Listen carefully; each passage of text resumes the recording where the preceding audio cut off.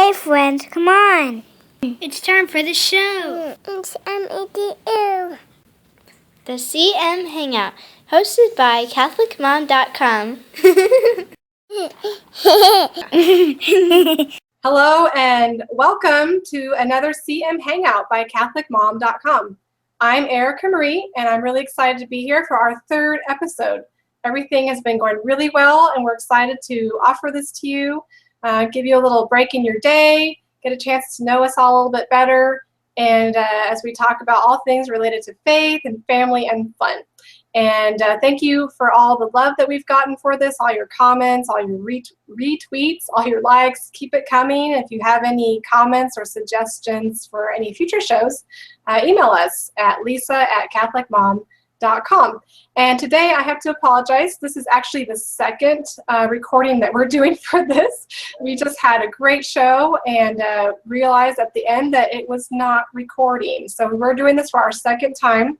Unfortunately, my co-host, Sarah Reinhardt, was with us. She did a great job, but because of my inability to make sure we were going live, she had to go ahead and go, and so wasn't able to rejoin us. So hopefully we'll catch Sarah again the next time. So today I am welcoming our guests. They are new to the Catholic Mom community. We have David and Mercedes Riso. Welcome, David and Mercedes. Hi, Erica. Hi, Erica. It's good to see you again. I'm glad that you guys were able to stay on and do this again. So why don't you go ahead and introduce yourselves and tell us about how you came to CatholicMom.com. Well, we had our publisher, Loyola Press, had said, maybe we can introduce you to the folks, Lisa Hendy and others at CatholicMom.com. And a couple of years ago, they said you could do a guest blog, and we were able to do a nice little guest blog. And then over the years, we started following. And then we recently did a couple more blogs, guest blogs, and then here we are now as Catholic Mom bloggers. Yeah, we're married 25 years in November, and we are the parents of 4 children. We have 2 sons that are 22 and 20, and we have 2 daughters that are 16 and 14. And one of our daughters, Danielle, you might actually hear her in the background a little bit. She just walked in from school. She has autism, and she's nonverbal, so we're a special needs family as well. Great. Well, I'm so glad to have you guys here. I read your first article. I think it was called I Have More to Say. Is that right? Yes. Yes, that's exactly right. Mm-hmm. I loved it because I'm sure you have more to say. I know she probably has a lot to say that we may not know. And you have such an important voice for so many parents these days that are, having to deal with the special needs. So thanks so much for being here with us. Well, thank you. We're glad to be here. Yes, we're very happy to be here.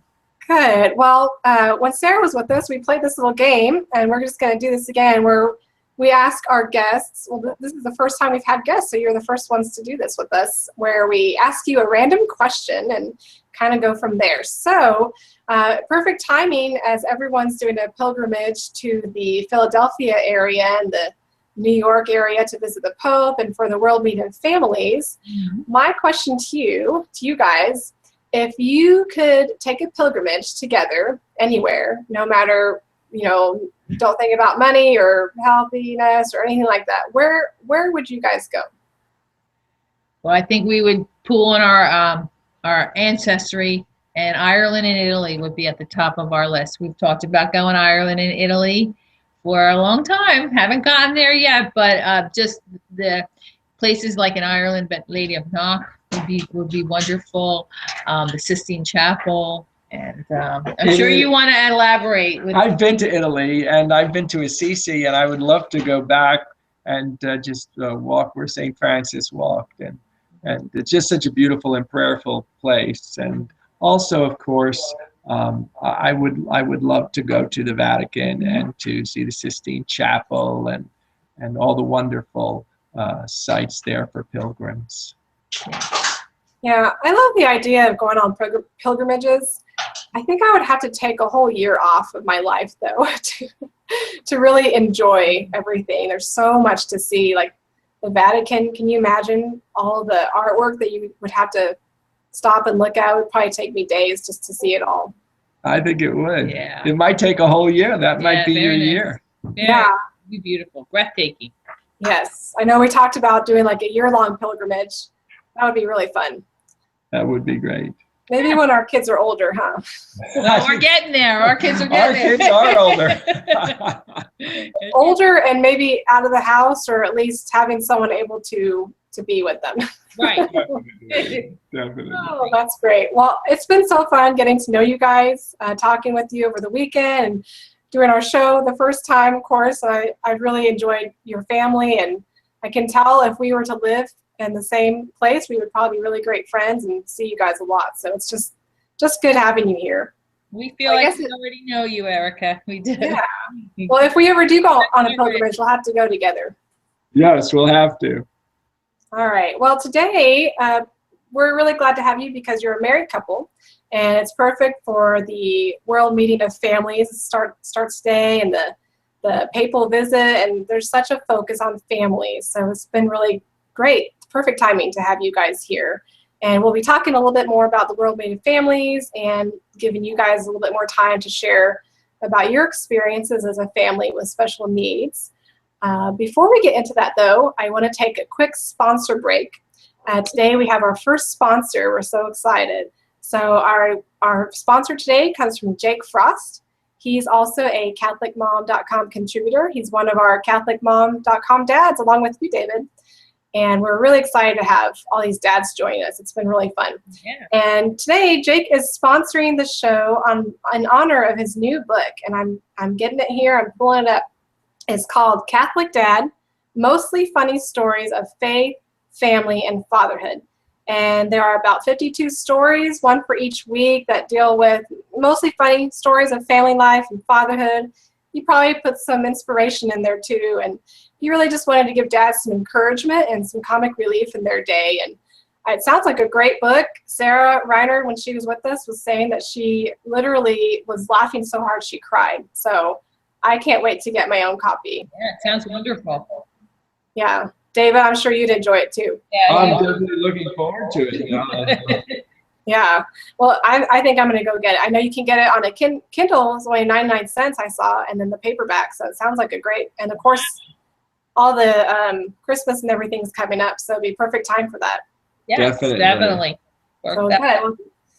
Thanks again, Jake, for your sponsorship. And for those listening and watching, we do have some sponsorship slots open still, and the price is really ripe right now. So if you would like to support the CatholicMom.com community, the website, and the CM Hangout, and all of our different hosting fees that we've got here, please email Lisa, and we'd love to work with you. And you can email her at lisa@catholicmom.com. You can also email me, which is the onesimplemama@gmail.com. So thanks again, Jake. And all right, well, let's go ahead and talk a little bit about the World Meeting of Families. Okay. You guys are close in New Jersey. Are you planning on participating in any of the events? Well, we might get over there. We might go over there tomorrow, actually, and check it out and see.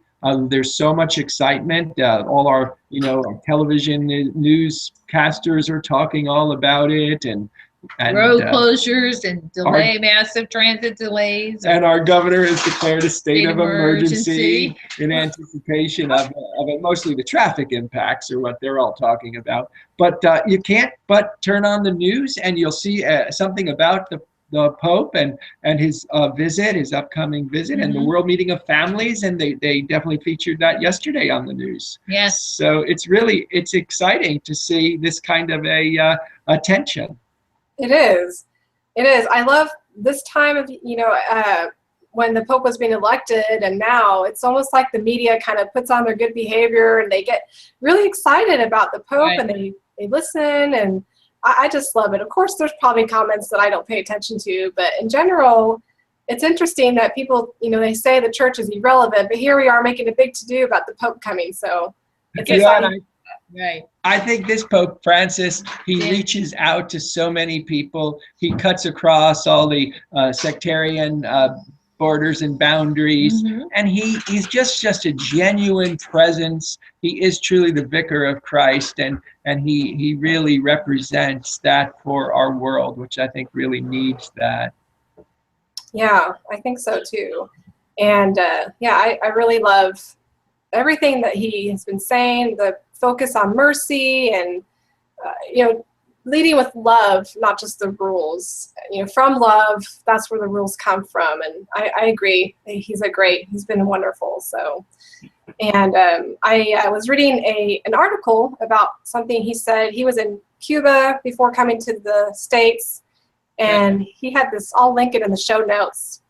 He was talking about family and just how important family is. Right. And he said, you know, in the family, it's where we can be ourselves. You know, sometimes we all go out when we're at church even, or out wherever we are, we kind of put on a little bit of a mask. But when you're with your family, you take the mask off and we can just be ourselves. Sometimes that can make things kind of difficult, you know, when we let loose and let all of our behavior go out, you know, but he's right. You know, the family is where joy grows, and I love that the church has always put such a huge focus on supporting the family. It's wonderful.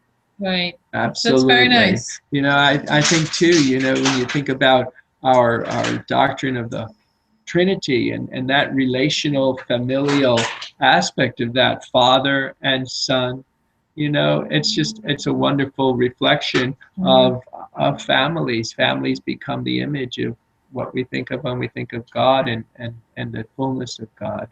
Right. Yes. It really is the perfect example. And I love the mission. The World Meeting of Families mission this year is the theme, love is our mission, the family fully alive.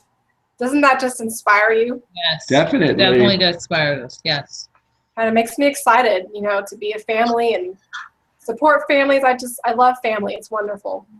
Yeah, it really is where love is kindled. Yeah, and Lisa Hendy's there. She's been tweeting and sharing on Facebook some of the things she's been doing, of course, making us all want to be there with her. So that's great. You guys get to join her tomorrow. We hope so. We hope so. We're going to try. So. Yeah, it's our intention. Good. And I know I think I mentioned this earlier, but I found out that you can actually, for those who don't have TV like myself, if you go to the World Meeting of Families website, they are doing a live stream of what's going on. So we will check that out. Good. Good. All right. Well, I want to give you guys time. I really want to hear all about your experience go ahead and you can just tell us, you know, what is it that you're dealing with the special needs and how it's affected your marriage and family? Okay. Well, Danielle is our third child, and she has autism. She's nonverbal, and I think her birth order helped us out because she got used to, with two older brothers, going to events, Cub Scout meetings and baseball games and picking them up from kindergarten, and she got used to going, and she just kind of integrated her into the family, as opposed to if maybe she had been our first child. It was a learning experience for us. But what do you want to add to that? I think that having a child like Danielle, a child with special needs, really forces us to rely on one another, forces our family to turn its attention toward what's important and what matters. And I also think that we have to be careful too, because we don't want to neglect our other children, not give them the attention that they deserve. But because of the very real needs, when you have a child with special needs, of having to pay attention to them maybe immediately just to keep safety. It's a real balance. It's a balancing act. You always feel like out of necessity in an hour that you're spending so much more of your time with your child with special needs, and you want to also balance that out with because we have 3 other children, and you want them to also feel that they're equally important to us and that their needs are also heard. So there was a period of time where that was very, very challenging. We really felt like we were on a balance beam, and carefully placing our steps that we were being equal with our children. Through the years, Danielle has improved in so many areas that is not as much of a concern. But that really, when you have more than one children, that really can be an issue. Yeah. How old was Danielle when she was diagnosed, or has this been since she was little? Well, Danielle will be 17 next month. In October, she turned 17. She was diagnosed officially at age 4 with autism. Prior to that, we had done the early intervention process, but we didn't actually have a diagnosis until she was 4. She had hit all of her developmental milestones on time, but she never talked. And so we knew at that point that that there was something there, because she didn't speak, but she was walking and crawling, doing everything else appropriately.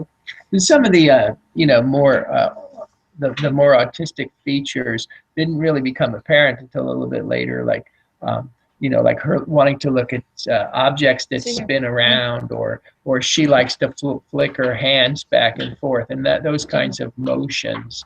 And so because of that, we weren't sure what it was. Well, we knew something was going on. But Danielle, even though she does not speak expressively, receptively, she has a very high ability to understand language. So she understands the spoken word, and but she's not able to express it in words. She uses very effectively some augmentative communication. She uses a machine. She's also familiar with some sign language. Anything that's picture-based, she can understand. The machine is fun. It's a device that's like a little computer or a little tablet, actually, and it has icons or little pictures. They're called icons, and she touches them to make sentences, and then it speaks in a voice, which is nice to hear. She's sitting right next to me right now, so if you hear some noises, it's her. She's home from school. Yeah, that's great. Oh, well, hey, Danielle. That's great. Put your head in and say hi. Hello. She's just sitting here happily. That's great. I was going to ask you, what was it? We kind of talked about this earlier. I'm going to ask it in a different way. What was it like for you for your marriage when you got the diagnosis, and maybe in those early years dealing with this realization that this was what your life was going to be like with her? How did that affect you? This was a big impact. It's a life-altering experience. Nobody wishes to become a family of a child with special needs. Well, some people do. Some people will adopt children with special needs, but we didn't. And so for us, it hit us totally, out of the blue. And what it was this. All of a sudden, everything we kind of knew about ourselves changed. And all parents are limited in the freedoms that they have, to just do anything they want. But when you have a child with special needs, all of a sudden it's even more of an impact. So we felt increasingly isolated, and increasingly it felt like, we were withdrawing from family, from friends, from relatives, and the like you'd go to a party for your niece, let's say, and all the kids would be paying attention to an activity, like, for instance, maybe a lady making balloons and tying them into shapes and that kind of thing. But I'd look, and there would be Danielle, and she'd be sitting in another room watching the same video over and over again. And so that kind of was very discouraging and very isolating. Yeah, it impacts a lot. It impacts your ability to go out. It impacts your ability to be as a couple. But it's not all negative. It also, I think it's been our greatest trial in our lives, but I also think it's been our greatest blessing. There's been so many opportunities that we've been open to, and I think I have been a more compassionate person, and I think our children have benefited that as well. Things are not always what they seem. Even now, when you encounter someone with special needs, we're so much more clued into it. I think we were so much more naive with that earlier before Danielle. So I think it's, it has been, it still is. There's days it's very challenging, very difficult, but it also, there's days where you feel like you've been given a huge gift. Yeah. The families I know in my parish and elsewhere that have children with special needs, you kind of watch the process, the initial shock, really. They don't know what to say. No one knows what to say to them. But then I see them kind of go through this ring of fire, so to say, and when they come out of it, they're just so strong, and they kind of return from battlefields sort of strong. But that's a good image. Yeah. That's a very good way to look at it. I think there's a huge, it's like trial by fire in some ways. It's a great opportunity for personal growth and development too, because you don't grow without challenge. If things are, you do need to rise to the occasion, and the soldier in battlefield is a pretty good image, I think, of it. But I think it's brought us closer together in a lot of ways. We've learned to be an advocate for her. We're always advocating for services, just working out logistics of childcare. You have her now. I have a meeting tonight. You're watching her. I think we've come to rely on each other a lot more than maybe had we not had a child with special needs. But then it had to be a team. Yeah, but then there's the opposite end where you feel like, at this point in our lives with children in high school and college, we should be kind of a little more empty nesting, and that's not really going to be the case. Danielle, we always have to have coverage on her and someone to babysit. So you are limited in that respects, but like even today, when we knew we were going to tape the show, like we try to take advantage of that, and maybe like we had lunch or something together that we normally wouldn't had. So you maybe don't go out at night to a restaurant when she's home, but you can work it into things like that. Like we have to go to a meeting for school, try to get breakfast or coffee or something. So you can be creative and work around it. Find those opportunities when you can be together without kids, talk about anything but being a special needs parent sometimes, and that's nice. And if there was anything I learned, it was I would have liked to have learned this earlier and spent more time trying to, kind of cement ourselves as a couple and forget about being, special needs caretakers. Right. You can lose that's essence of a marriage, and it can become a little bit of, hey, what's going on with Danielle today, We, for years, you might be able to hear her in the background making a couple of squeals now, but for years, we were, we never got a break. We never took a break. And then we knew about a camp that was for special needs children, and we were really afraid to send her. And it was an overnight camp. And I think one day we had just reached our limit with it. She was about 12 or 13, and we signed her up to go to this camp. And she really was well cared for. It was a wonderful experience, but it gave us like a rejuvenation that we needed. So then we started to look at it like that would have been, if we had had a do-over, that would have been something we had done when we got the diagnosis earlier. We would have tried to find ways to give us a break and let us, be a couple once in a while than always being, thrown into autism. Yeah, I know there was a nice 1 week camp, and she goes every summer now, and she really looks forward to it. And it's all special needs. It's all kids with special needs, and it's a lot of fun. And it gives us the opportunity to connect not only with ourselves as a couple, but with our other children too over that week. And we do things that we not necessarily would be a little more challenging to do with Danielle. Yeah. So, sounds like you guys have really learned a lot throughout the years, and you've grown in wisdom, and I'm so glad that you're sharing these wise lessons that you've learned. Well, definitely. I mean, we're glad to have the opportunity to talk to others about it. And I know many young parents of children with special needs too. They're in that really tough stage. When just the other day we were at a fair of it's a radio show called Everything Special Needs that that's local, and that we go, and the dad was watching their child with autism, and it just reminded me of where I was, back in the early days. And you know, and it was like, well, it's good to be able to give them a little hope. Right. Yeah. I wanted to ask you this question Sarah had asked earlier, and I thought it was a great question as far as catechism and helping our children to grow up in the faith. You know, it's hard enough no matter where we are with our kids.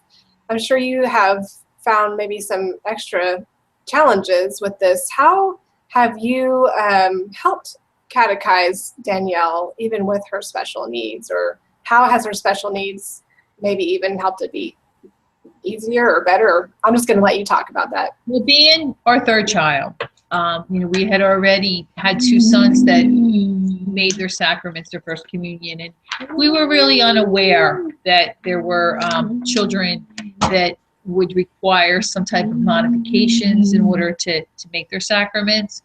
But you know, because of Danielle's lack of language, we really knew early on, like maybe 5 years old, we were starting to prepare her.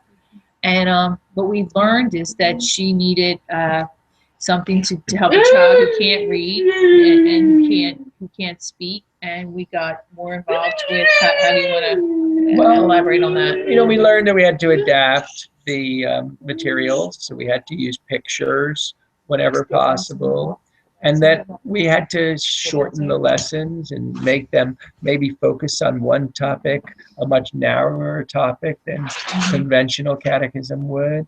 We also learned that most of the catechism is going to take place in real life. It's going to either take place around our kitchen table, or it's going to take place when we maybe go to a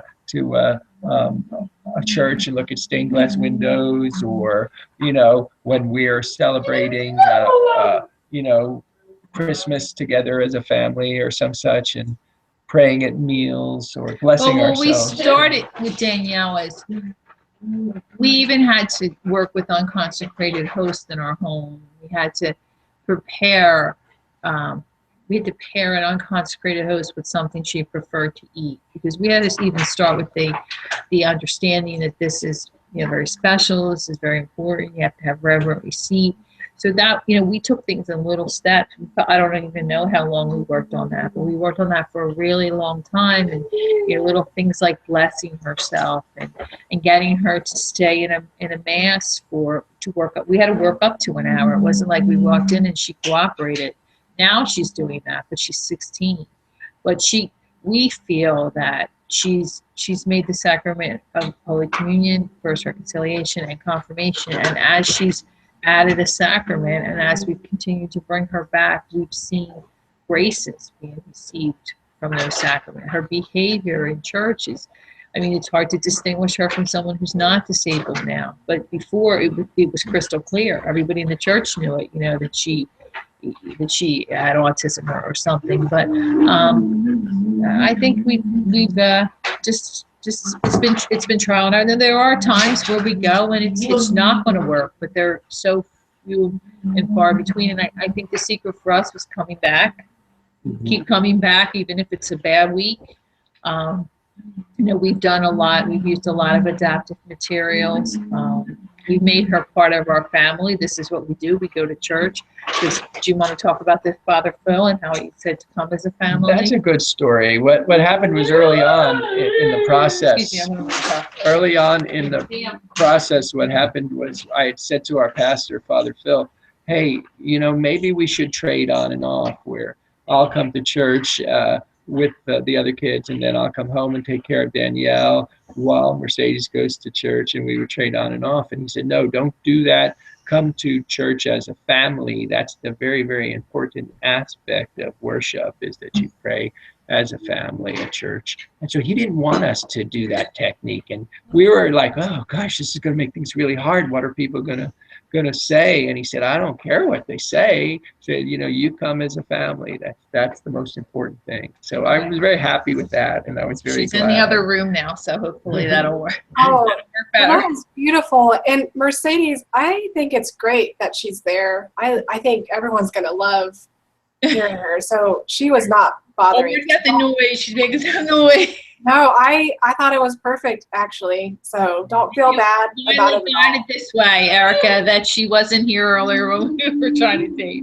No, you know what, though? I think this is what it was supposed to be. Let the children come, even the ones who are making noise. Exactly. Wasn't that this weekend's reading? Yes. Exactly. And he did it. Oh, man. You make a good point with that, too, because we've been in church and we're always, we try to be respectful of everyone around us and them to have quiet private time. And, we would always be in fear. Is she going to squeal when the host is being held up? Or, what is she going to, do? And there are days where, we have to gauge it. Like, we still take her. We have nieces now that are getting married. Maybe that's the day we choose to go in the crying room because we wouldn't want her to, do something. But regular, when we go weekly mass, we try it. We take her. And it's so. You go, Erica. Oh, I was just going to ask you, because you're talking about this already. How do you think the church in general and parishes, pastors, how can we and families who don't have children with special needs, how can we help families like yours be included in the church family? How can we help you participate and not feel, you mentioned feeling really isolated earlier. What can we do to help families like you not feel like that? We want you to feel like you can come to Mass. How can we support families like yours more? Well, I would say that people are treating us much more like a part of the parish community now that autism has become more understood and there's more, everybody knows somebody or has a friend with a child with autism or something. But I think just being present to us, withholding judgment, sort of erring on the side of perhaps this is from a disability as opposed to this is just because of bad parenting or something like that. In the beginning, I sometimes felt like, I had to sink down in the pew because everybody was thinking that, we were the worst parents in the world. But, I think people are learning. But just, basically look at it and say, this is probably not just bad parenting. This is probably a sign of disability. Because there's a big difference between irreverence and disability. And children with autism and other disabilities, they're just being themselves. They're not being irreverent. There's no malice to, a lack of eye contact or making a funny noise or a squeal or, Especially when she to extend her hand in peace. To us, that's actually miraculous because there was a time where she wouldn't even do that, or she wouldn't approximate the word peace. She doesn't say the word peace like you or I would say it, but she might make a gesture which we clearly understand to be peace, but maybe the person receiving it doesn't really get it, and maybe just not be quick to judge and think she's being funny or silly or irreverent. That's that really is a miraculous step that she's gotten that far. So I think it's made us a little more aware now, and our children aware of this is probably a case of special needs as opposed to like David said, bad parenting or something like that. So just maybe withholding judgment, thinking a little bit. I know there were times where we would walk into the church and be scouting, like, where is there somebody that looks compassionate that we can sit near? Are we too close to this organ? Are we too far away from the organ? Are we close to an exit? Like maybe just, being that compassionate person sitting in the pew if a family with special needs will come in. Yeah, that's great. And I think there are so many more families, not just with autism, but you're thinking, high functioning autism or Asperger's, where from what it looks from the outside, the child looks normal. And so a lot of families might not understand why this boy or girl who looks to be 12 or 14, why they're not participating or why they're moving around a lot. I think what you're saying is that we need to just take a step back and try to understand before we just judge. Yes, definitely. And we were on that side too. We recall being younger before we had Danielle, and we would go to a crying room because our boys were very young at the time. And there was this young lady, and she had 4 children she would bring to Mass, and 2 were in a double stroller. They were very young in age. And Two were walking. two of them were walking, and these kids, one in particular, but two of them were very lively and very, chaotic in the crying room. And we would like look at ourselves and say, wow, this lady she just must not discipline her children well, or she's not a good parent, whatever. Our worst uncharitable moments would say that. And then what it was this. Now we can look back and say, remember that lady in the crying room 15 years ago? I think her child had autism or something. Like, we got a glimpse. That was really preparing us for our own future.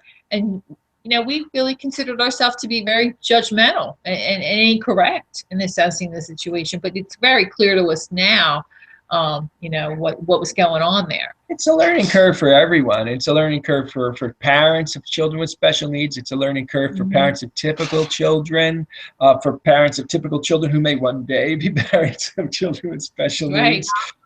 So it's for society too, and for the church, and we're all in a state of learning, and and it's a great opportunity for us to learn to see Christ in others, to learn to see Christ in the least of these, Right.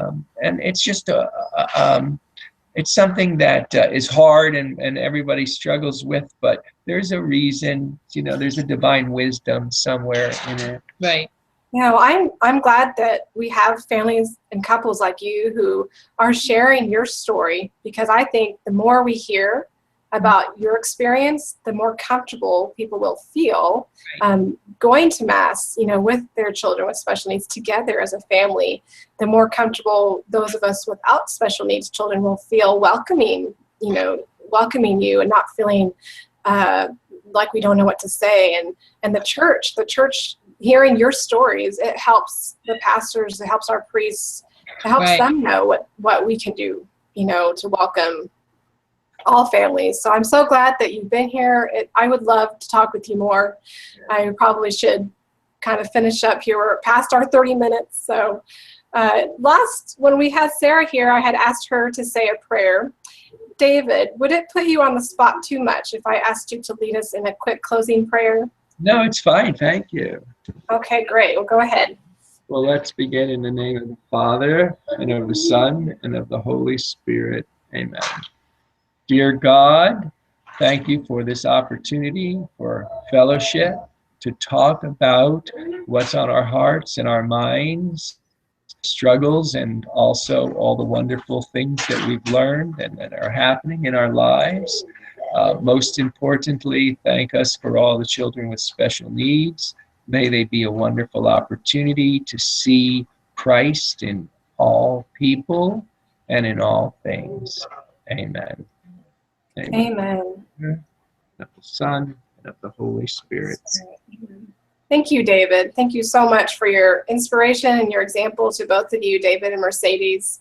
Where can people follow you and find and keep up with what your family's doing? Well, we have a Facebook page. It's called Autism with the Rizzos. We have a Twitter account, David Mercedes, and our books, Spiritually Able, Faith, Family, Children, Special Needs, are available through Loyola Press. Anything else? I think that's I guess through Catholic Mom. Catholic Mom. Our email is on the Catholic Mom site. Yes, yeah. And if families have questions for you, would it be okay if they emailed you? Oh, that'd be wonderful. We always feel it gives us meaning to the autism if we can reach out and help someone. So absolutely, we would welcome that. Great. Well, thanks again for being with us here on the CM Hangout. Once we get this definitely recorded and posted, we'll get it up on the YouTube and the podcast, and people can watch the CM Hangout on the YouTube channel and through iTunes. They can subscribe. I have an Android. I'm not cool enough to have an iPhone, I suppose, but I have the Podcast Addict app, and that works just fine. So maybe I don't need an iPhone after all. So that's where I listen to, and you can subscribe there. We'll also have the show notes on CatholicMom.com. And so anyone have any questions or comments, they can email Lisa@CatholicMom.com, and we would love to hear feedback. So thanks again, David and Mercedes. We really enjoyed it. It was wonderful. All right. Well, stay tuned for the next Tuesday. We'll be here back again with the CAIM Hangout.